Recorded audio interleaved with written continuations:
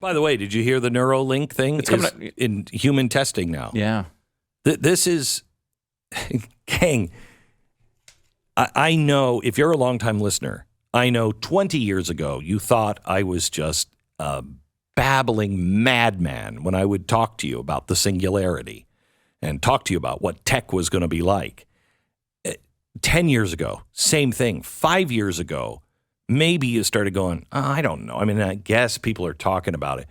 2 years ago, same thing.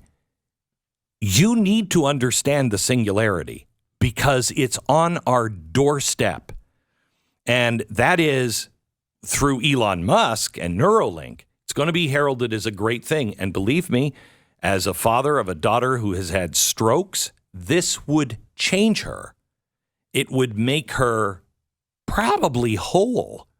Because the problem with strokes is the pathways for information. If you think of the brain as a roadmap, there are bridges that are out. And so it takes longer for information to go from one place to another. And sometimes it can't get there at all.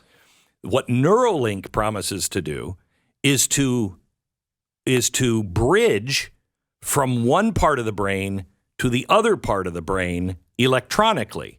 So that it's incredible. It's absolutely incredible. And has the potential to be a miracle if it were to work. Miracle. People, if you had a stroke, you could go back.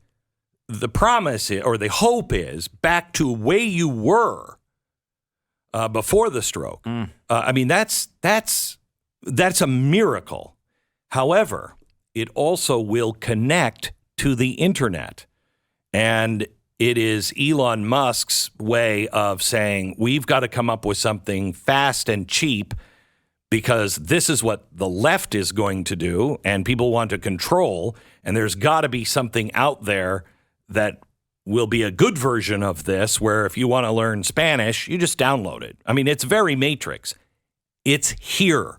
Don't dismiss this. It's here. Is Neuralink the same as an AI? Because that's what he's worried about. Yeah, okay. It's the beginning. No, but Neuralink's more like health type reasons, isn't it? No, it's to digitize the brain for health reasons. Okay. But that's step one. The other steps as it goes links you to the internet so you can download and upload information. And remember, it's a pipe in your head. This is when the Economic Forum says, yes, we've lost some privacy. People know what I'm doing, know where I am, know what I'm thinking, even what I'm dreaming. But it's all worth it. Okay, that's what they mean, because you will be the government or these institutions or whatever will be able to go into your head and know what you're thinking because you're using the backbone of the internet to think and research. And it can go into your head and retrieve dreams. It's extraordinarily dangerous. And think of the targeted advertising uses for this. Like if every time I think about Taco Bell, I get a coupon from Taco Bell.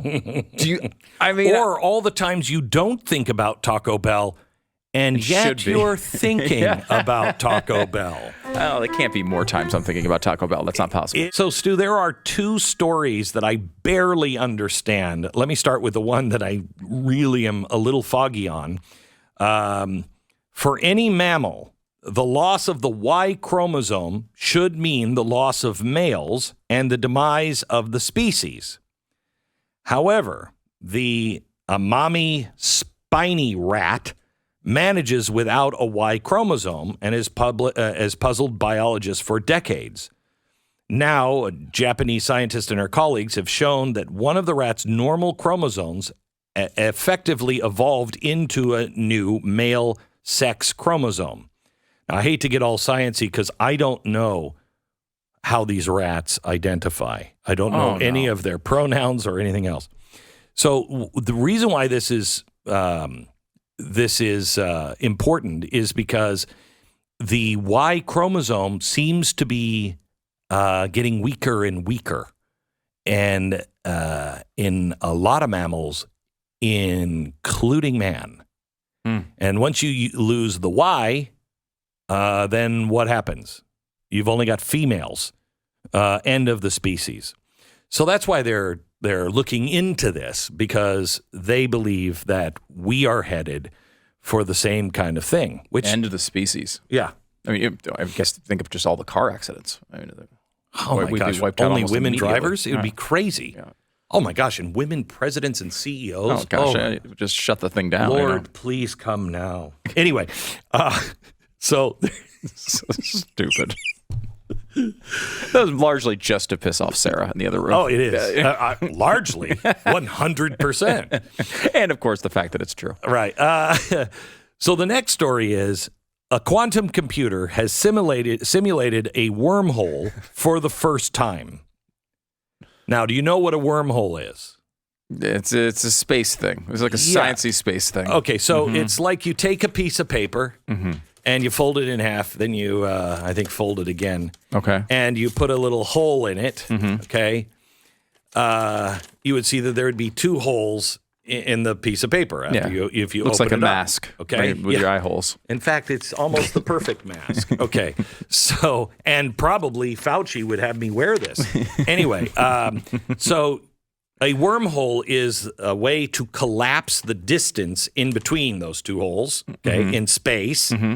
And then they are right. You go through one hole and you're right there because they're next to each other. Right. Instantly, if space is folded. Okay. So that's the idea of a wormhole. You could travel great distances through that quickly. So this has just been a theory. Scientists with a quantum computer have just simulated a wormhole for the very first time. Now, it gets very complex because they say it was a holographic, but it's not exactly a holograph. They just simplified things by taking gravity out of the equation, which gets into Einstein and the theory of relativity. So they had to have something that would take gravity out and see if they could simulate this. Well, they did. And what this means is you could have, without any wires, cables, Wi-Fi, nothing, you can take something digitally and send it from, let's say, my desk to a desk in London, and it would exist in both places. And you could close one of the doors, and it would either come back to me and only be here, or I could close my door, and it would be in London. They just did this. This changes everything. This changes everything. This is, you remember Einstein when they talked to him about quantum physics. He said, God doesn't play dice, meaning there's no superposition of a molecule or I don't even know, of a qubit, they're now called. It can't be both positive and negative. It can't be both 1 and a 0. But quantum says, yes, it can. That led him to say, God doesn't play dice. It doesn't work that way. Remember, the theory of relativity is only a theory. It's the best theory we have on how things work. Quantum comes up and says, I don't think the basic soup, I don't think it really goes with any of those physics. I think it breaks down at some point and starts behaving completely illogically.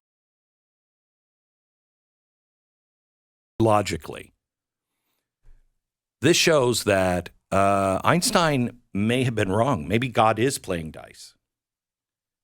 The things that we have on the horizon are so groundbreaking, and just quantum computing, all of this stuff will change life in ways it's like we're standing in the 1200s and trying to imagine today.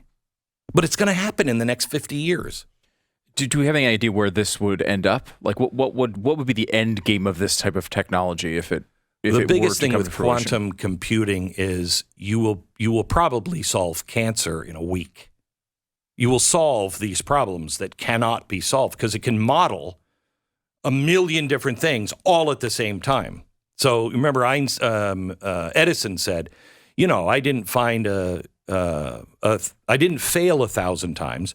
I found 1,000 ways the light bulb doesn't work.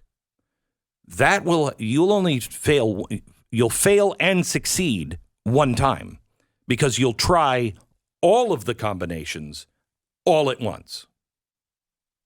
And you'll have the answer. It feels like there are so many things right now on the fringes of science, like where we are really, where scientists are playing, right? They're at the very edges of understanding where they can go, but see the path forward. Some of these problems like this one are just beginning to be solved. And there's so many different directions, whether it's, we talked about the singularity or whether it's quantum computing or all sorts of different technologies, that it feels like one of these is going to hit in a way that totally changes the world almost immediately. But in a way, let's look at the telephone for a minute. Put yourself back at Alexander Graham Bell's time. Mm-hmm. Alexander Graham Bell comes up with it, and people think, oh, this is great. Look at this. But nobody's going to have a telephone for a long time. Yeah, they say about everything. Yeah, and they think, oh, well, about electricity. Right, I'll just go to, the town square that will have a telephone, and I'll be able to call, Washington if I needed to talk to the president because there was an emergency. Mm-hmm. They were thinking like that. They would have never thought, think of the phone today. It's no longer cordless. I mean, it's no longer corded. Right. It doesn't work with wires. It doesn't. It's a television. It's a camera. It's no longer really even for phone conversations. Right. I mean, and that's I think a really interesting example of how this goes. You think about the singularity for a second, right? Singularity being eventually we merge with machines. Tell me if this is a terrible description, but my very terrible understanding of it. Eventually, we merge with computers where we are able to access information instantly because we have maybe a chip in our head or whatever that allows us. Right. And we also have nanobot technology in our bloodstream that is keeping you alive. You don't have to take medicine anymore. The nanobots are programmed to take care of your body, and it repairs itself through technology, which is connected to AI, a giant machine outside of your body. Right. So you're one with AI. You're one with machines. You're a hybrid person. Who is That's the singularity. That's the singularity. So if you think about, let's just say for information purposes, you want to get an answer about something.